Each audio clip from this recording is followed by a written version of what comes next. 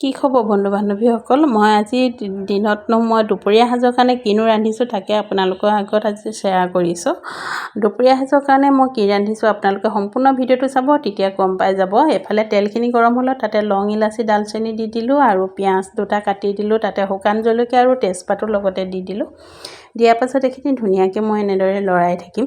লৰাই ৰঙচুৱা হোৱাৰ পাছতে মই যিহেতু বিলাহী দুটা মিক্সিত দি লৈছিলোঁ আৰু সেই বিলাহীৰ লগতে মই আদা নহৰু তাতে একেলগতে এড কৰি দিছিলোঁ আৰু পিঁয়াজ দুটাও এড কৰি দিছিলোঁ। গোটেইখিনি একেলগতে মিক্সিত মাৰি লৈছিলোঁ যিহেতু। দিয়াৰ পাছত এইখিনি ধুনীয়াকৈ মই ৰঙচুৱা হ'বলৈ দিম, ধুনীয়াকৈ সিজিব দিম।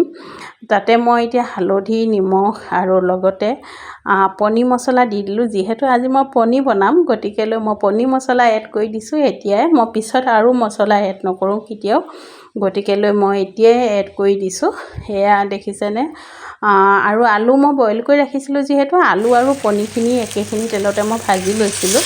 আলুটো যদি ফ্ৰাই কৰি লয় তেতিয়া পনীৰ তৰকাৰীটো খাবলৈ খুবেই টেষ্টি হয়। আলুটো মই ফ্ৰাই কৰি লৈছিলোঁ, যিহেতু আলুটো ধুনীয়াকৈ মছলাখিনিৰ লগত ধুনীয়াকৈ ভজাৰ পাছতে মই তাতে উতলা গৰম পানী দি দিলোঁ।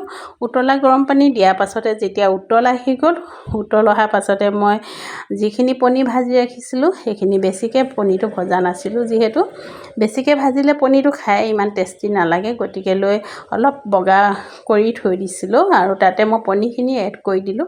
এয়া ধুনীয়াকৈ উতল আহিবলৈ দিলোঁ। উতল অহাৰ পাছতে মই অলপ আকৌ চাহী পনীৰ মছলাটো অকণমান এড কৰি দিছোঁ তাত, যিহেতু চেণ্টটো আহিবৰ কাৰণে বহুতে ভাল লাগে। চাহী পনীৰ মছলা দিলে গোটেই ঘৰখনে একদম ৰমৰমাই যায়, নহয়নে বাৰু? গতিকেলৈ ভিডিঅ'টো কেনেকুৱা পাইছে কমেণ্ট বক্সত জনাবলৈ নাপাহৰিব।